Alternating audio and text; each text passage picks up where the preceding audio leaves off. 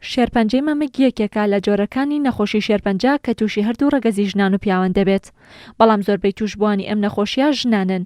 بە جۆرێک لە جیهاندا لە هەر 8 ژن یەک ژن تووشی ئەم نەخۆشیە دەبێت و لە ناو پیاوانیشدا ئەم ڕێژەیە کەمترە. ئەم جۆرە نەخۆشیە ئەگەر زوو پێی بزانرێت بە ئاسانی چارەسەر دەبێت. بەڵام زۆرجار بەهۆی کەمتەرخەمی یاخود شەرم لای ژنان وا دەکات کە نەچنە لای پسپۆڕانی بوارەکە و چارەسەر بۆ نەخۆشیەکەیان وەربگرن. لە هەوڵێکیشدا بۆ زیاتر هۆشیارکردنەوەی کۆمەلگا بەرامبەر بە نەخۆشی شێرپەنجەی مەمک، تۆڕی کچانی کوردستان سیمینارێکیان لەژێر دروشمی چۆن ڕوبەڕووی شێرپەنجەی مەمک ببینەوە بۆ پسپۆڕێکی بوارەکە ڕێخست.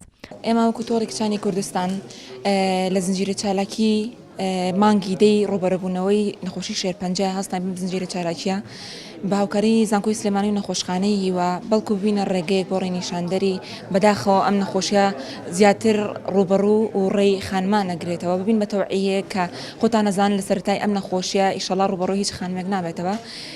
لە سەرەتای ئەم نەخۆشیە پشکنین بکرێت و هەستی پێ بکرێ چارەسەرکردنی باشترەوە وەک لە گەشتن بە مەرحەلەکانی کۆتایی ئەم نەخۆشیە. ئەو شەرمەی کرد لای ئافرەت دروست بووە بڕەوێتەوە. بەڕاستی هەندێک جار بڕویان نایە وشەکەشی بەکار بێنن تا نەکا بگا بۆی کە نەخۆش. ئێستا کەسە ناسم شێرپەنجەی مەمکی هەیە و بڕاوەتەوە بەڵام ڕووی نایە خەڵک بچێ سەردانی بکە. پێویستە ئافرەت ئەو شەرمە نەهێڵێت لەبەر ئەوەی نەخۆشیێکی مەترسیدارە کۆتایی بە ژیانێنێ لەوە چیە دایک بێ و ژیانی چەندەها مناڵیش لەناو بەرێت. بۆیە لێرەوە داوا لە خانمانەکەم زۆر بە ئەکتیڤ و چالاکانە سەردانی سەنتەرەکانی مەمک بکەن بە تایبەتی پێش ئەوەی کە تووشی شێرپەنجە ببن بۆ ئەوەی خۆیان بپارێزن لەو نەخۆشیە.